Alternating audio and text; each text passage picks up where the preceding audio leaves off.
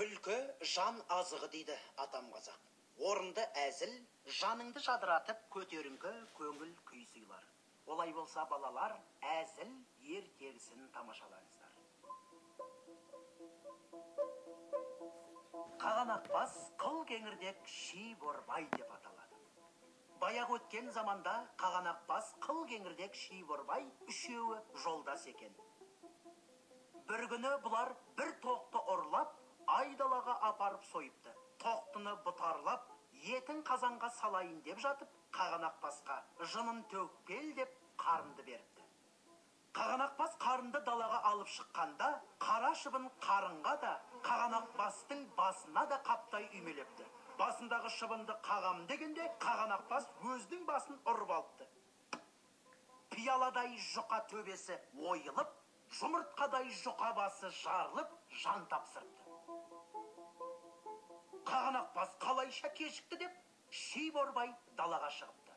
Өліп жатқан Қағанақбасты көре салып, әй әттеген ай деп, екі қолмен екі санын салып қалғанда, шидей борбай шорт етіп, ол да мүрдем кетіпті. Ши борбайдың даусын естіп, қыл кеңірдек сыртқа жүгіріп шығады да, өліп жатқан екі жолдасын көріп, жан даусымен айғай салып, ойбай, бауырларым-ай деп дауыстай бергенде өзінің қыл кеңірдегі қылғынып, тыныс ала алмай үзіліп кетіпті. Міне, үшеуі бір тоқтыны ұрлап жейміз деп айналғанда, үшеуі де мерт болыпты. Ұрлық түбі қорлық дейді балалар. Ұрлықтан аулақ болайық.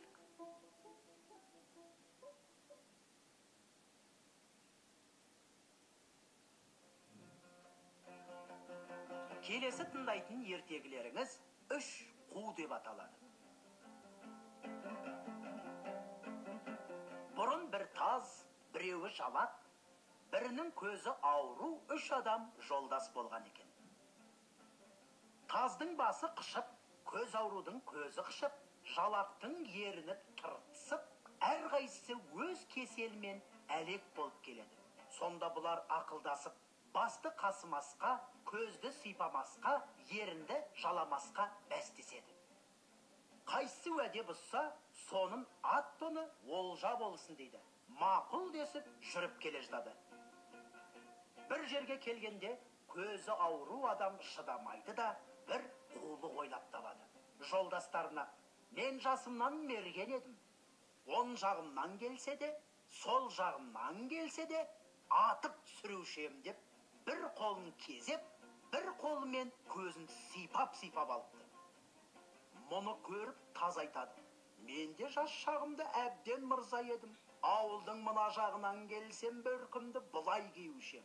Ана жағынан барсам бұлай киюшем деп, басын екі қайтара әбден қасып-қасып алыпты. Сонда жалақ тұрып, екеуіңдікі де өтірік деп, ернін еркінше жалап-жалап алыпты. Бірінікін бірі байқамай, өздерінің қулықтарын өздері біліп кете берген екен.